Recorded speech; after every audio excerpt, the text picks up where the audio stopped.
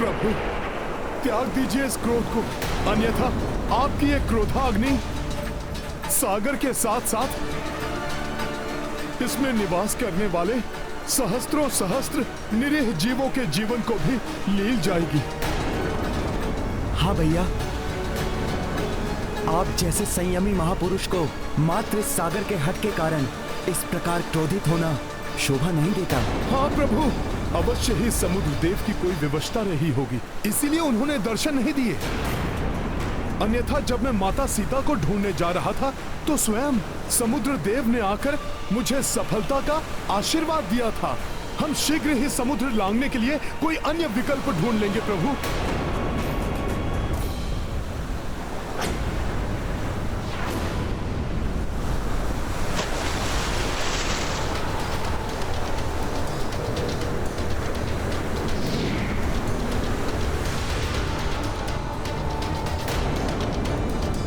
क्षमा प्रभु, क्षमा। हे दया के सागर, हे करुणा निधान, विलंब से उपस्थित होने के लिए मैं क्षमा प्रार्थी हूँ। आपको तो ज्ञात ही है कि प्राकृतिक स्वभाव के अनुसार कोई सागर को लांघ नहीं सकता, किंतु आप समुद्र को लांघे जाने के लिए समुद्र को मार्ग देने का आग्रह कर रहे थे। यदि समुद्र अपने स्थान से हटा तो प्रलय की स्थिति उत्पन्न हो जाएगी। इसका क्या उपाय हो सकता है? इसी सोच विचार में लगे होने के कारण से विलंब से उपस्थित हो पाया मैं।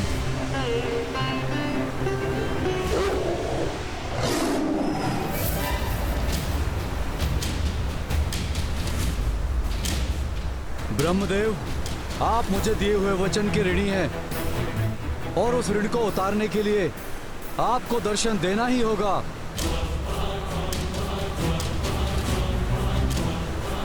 आपकी क्षमा प्रार्थना तो उचित है, किंतु मुझे अपनी सेना के साथ सागर के पार लंका जाना है। यदि ये आपके स्वभाव के विपरीत है तो आप ही इसका समाधान बताइए। समाधान तो आप साथ ही लेकर आए हैं प्रभु।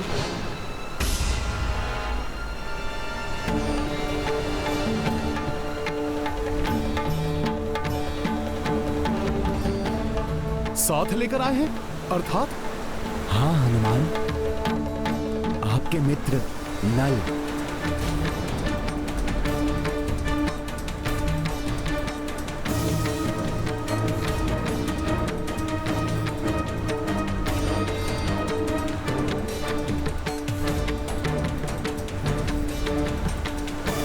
नल का जन्म देव शिल्पी विश्वकर्मा के अंश से हुआ है, इसलिए ये शिल्प कौशल में देव शिल्पी विश्वकर्मा के समान ही हैं।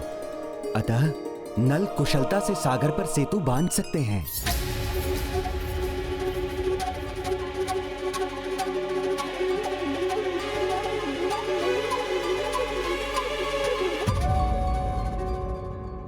प्रत्येक समस्या का समाधान होता है, केवल धैर्य और सही सलाह की आवश्यकता होती है।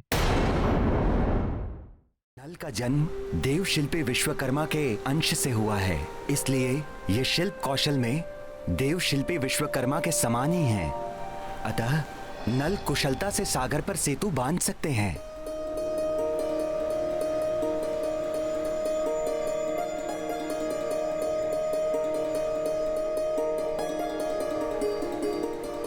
यही नहीं, ऋषि अगस्त्य से नल को श्राप भी मिला हुआ है। अब यही श्राप वरदान सिद्ध होगा। श्राप? वरदान? ये क्या पहेली है समुद्रदेव? ऋषिवर अगस्त्य ने नल को श्राप दिया था, ये जो भी वस्तु जल में फेंकेंगे वो डूबेगी नहीं, तैरती रहेगी।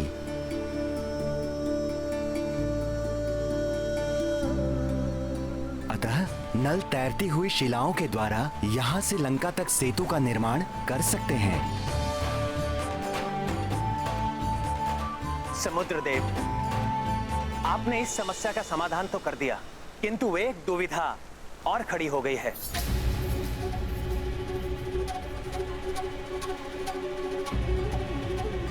आप ही उसका समाधान कीजिए। अब कैसी दुविधा प्रभु? मैं इस ब्रह्मास्त्र का प्रयोग किस पर करूं? इसका संधान पूर्ण रूप से हो चुका है, और यदि ब्रह्मास्त्र का संधान एक बार पूर्ण रूप से हो गया तो उसे वापस लेना असंभव है।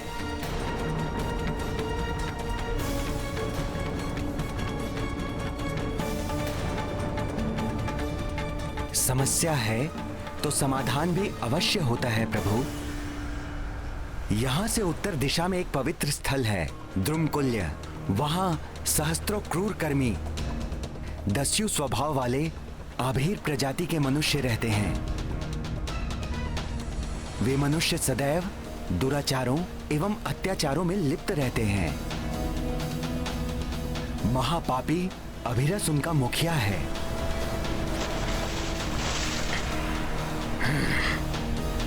वे लुटेरे मनुष्य मेरा जल पीते हैं और उनके पापी स्पर्श से मैं बहुत व्यथित रहता हूं।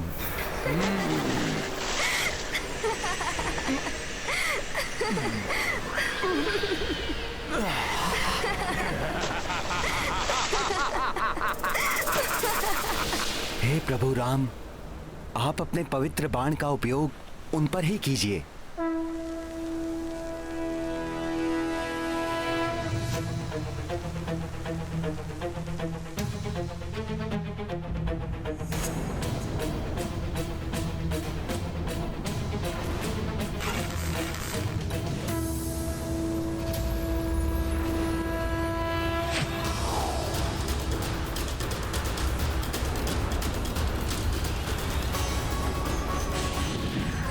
प्रभु श्री राम को तो बाण उत्तर दिशा की ओर चलाना चाहिए था।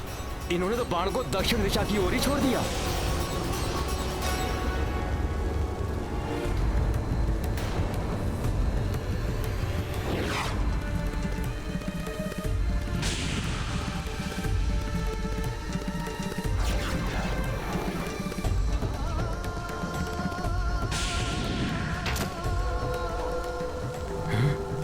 ऐसा अद्भुत प्रहार, ऐसा अनुपम धनुर्विद्या का कौशल।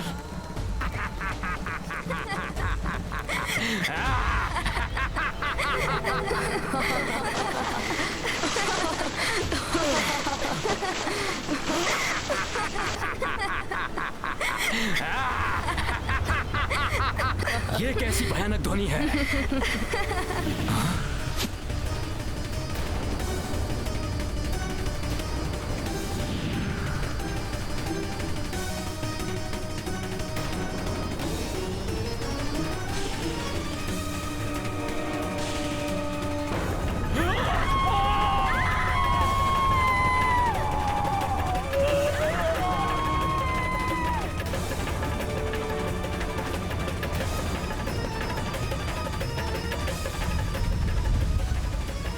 जिसके एक बाण के वार ने सुदूर स्थित द्रुमकुल्य प्रदेश को समूल उजाड़ दिया, वो लंका और लंकेश की न जाने क्या दुर्दशा करेगा।